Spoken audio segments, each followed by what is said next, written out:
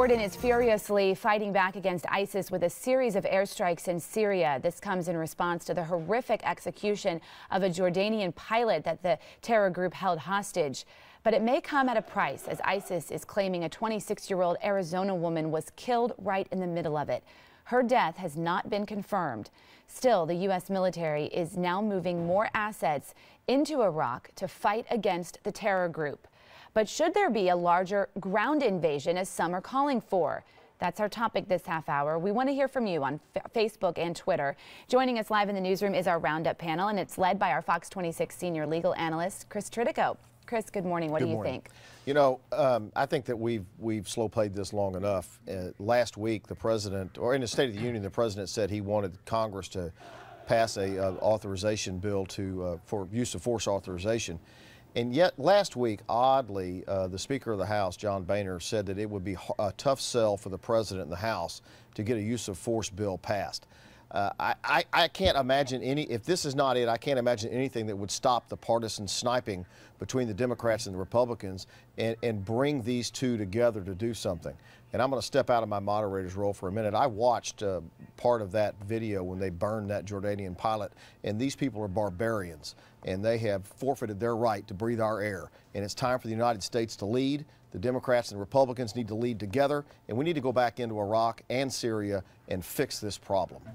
All right, I'm going to introduce our panel. Mustafa Tamiz, our political analyst, Jackie Valley, our public policy analyst. I mean, I'm really offended by this. And it goes back to, I think, to the United States taking out Saddam Hussein, destabilizing the region, which allowed these barbarians to do what they're doing today. We need to go back in and lead. You know, first, our hearts go out to the families of people that, whether they're aid workers or whether they're journalists that have gone into these regions and been kidnapped, and all these horrific things that are happening to them. I mean, people that put their lives in danger so that the rest of us know what's going on and go out there do aid work. So our hearts go out to families. And ISIS and these affiliate groups are barbaric.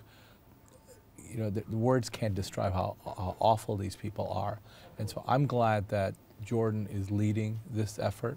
I think but they can't lead it. They're not big enough to lead it.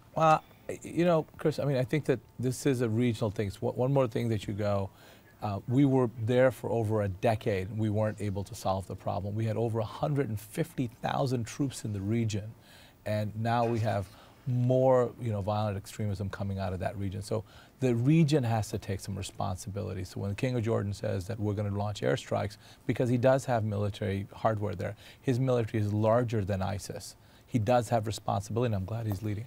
You know, John Boehner said that it would be a tough sell for the president to get a use of force. Why? Why in the world would they not give the president use of force capability right now? Because in the past, you've seen many different surveys, and you've seen a lot of our residents and citizens saying, look, we don't want to go into war. We don't want anybody on the ground.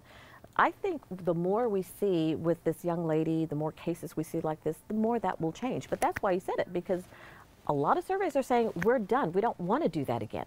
Now, what's going on is, unfortunately, ISIS and their groups, they're used to our airstrikes. So our airstrikes are not really doing anything.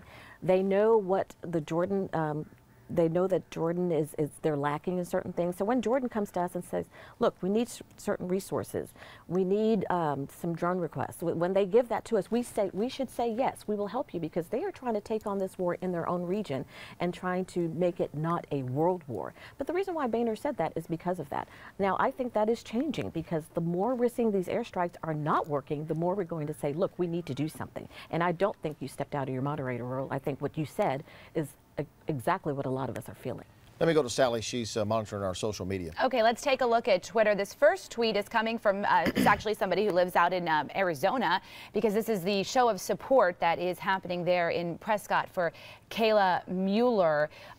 Reports are from ISIS that she has been killed. However, those reports are unconfirmed, and Jordan and the U.S. remain skeptical, but you can see the signs there. And then this person says, the King of Jordan is a stud. Get 5 other countries to give him 10,000 boots on the ground, and ISIS will go away. Just quoting my dad here. Well, you know, I can't remember who in the United States Senate, I think it was Lindsey Graham, suggested the United States send in 10,000 troops. And that is a bad idea. If you're going to send in troops, you've got to send in enough to make sure that they can all be protected and do the job. let me go back to Mustafa. This is the first time that I can think of in my lifetime that every Arab nation said this is wrong, and they're all in agreement. And Al-Qaeda said this is barbaric. Yeah.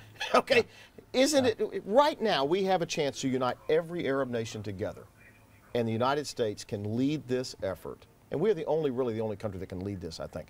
Why not join together with all of the Arab nations who are coalesced right now to do something? Well, I think you've hit it on the head, right?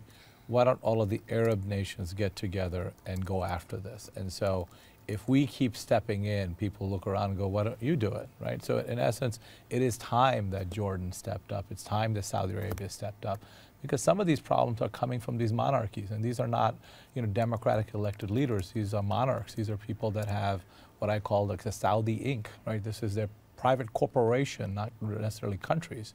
And for the long time, they've relied on the United States to do their dirty work, and they need to get involved and do it.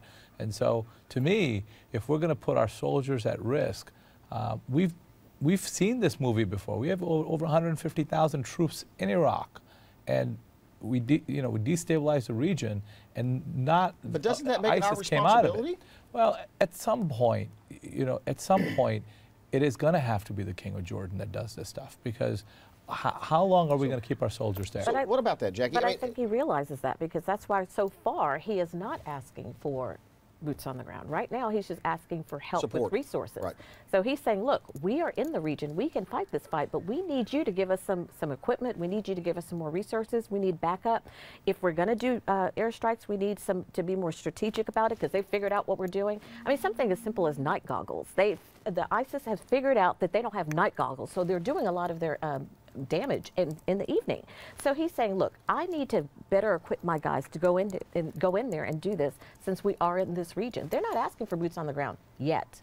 So he's saying, I am stepping up. You need to come here and help me do that. Is Saudi Arabia, with the king just dying 10 days ago, I think, are they in a position right now, when they're changing leadership, to even jump into this? I mean, they're a monarchy. They have a succession plan. These people have been in place. There's no real change of power. It's the same people.